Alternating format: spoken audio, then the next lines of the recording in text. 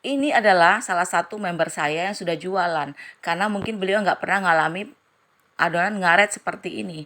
Jadi beliau sampai panik. Ini penyebabnya juga karena sebenarnya udah masuk ke over ya. Cuma belum terlalu over kali seperti yang ini. Kalau yang ini betul-betul glutennya sudah terbentuk sempurna ketika proses pengadukan. Nah ini, jadi ini ketika ditambah telur, sebanyak apapun telurnya ini nggak bisa menghancurkan glutennya ini. Nah itu yang di ember pink itu semua tidak bisa terselamatkan. Ini ada juga yang seperti ini, salah satu member saya yang sudah jualan juga. Ini juga karena proses pengadukan menggunakan mesin. Ini dibikin versi Bandung tapi karena terlalu kental akhirnya ngaret. Cuman ini masih bisa diperbaiki, masih bisa diselamatkan sekitar setengah dari adonan ini dengan telur jumlahnya lumayan banyak dan air. Untuk takaran airnya kita ngikut aja sampai bisa ngocor barulah kita panggang. Nah, yang ini salah satu juga ini masih bisa diselamatkan juga. Ini juga ngaret karena proses pengadukan menggunakan mesin pengaduk cat modifikasi. Ini sambil saya arahkan untuk memberi kuning telur sama air sampai adonan itu bisa ngocor barulah kita panggang.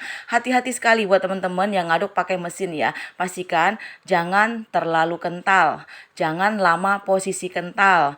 Jangan terlalu lama ngaduknya. Jangan sampai 100% kalian ngaduknya pada posisi kental. Karena adonan kalian itu akan terbentuk glutennya sempurna. Yang menyebabkan martabak kalian tuh kenyal seperti sendal jepit. Yang bisa menyelamatkan hanya kuning telur yang banyak. Tapi akhirnya kalian kan rugi.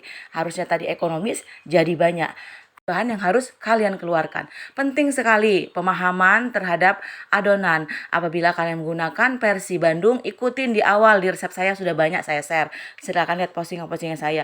Apabila kalian ikut versi Bangka, lihat adonan awal, bagaimana cara penabukan, bagaimana proses penabokan, jangan sampai salah langkah. Tapi selama saya menggunakan versi tabok, saya belum pernah kecewa. Versi tabok manual, tangan kosong, belum pernah saya ngalamin ngaret yang seperti ini. Justru martabak Bangka saya jadi lembut, enak, ada sedikit kenyalnya walaupun sampai esok hari dan walaupun hanya pakai resep ekonomis tanpa telur teman-teman.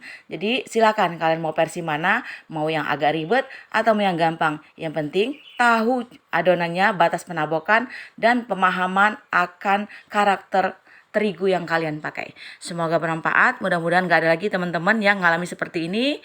Teman-teman yang gak bisa belajar otodidak, aku selalu buka kelasnya.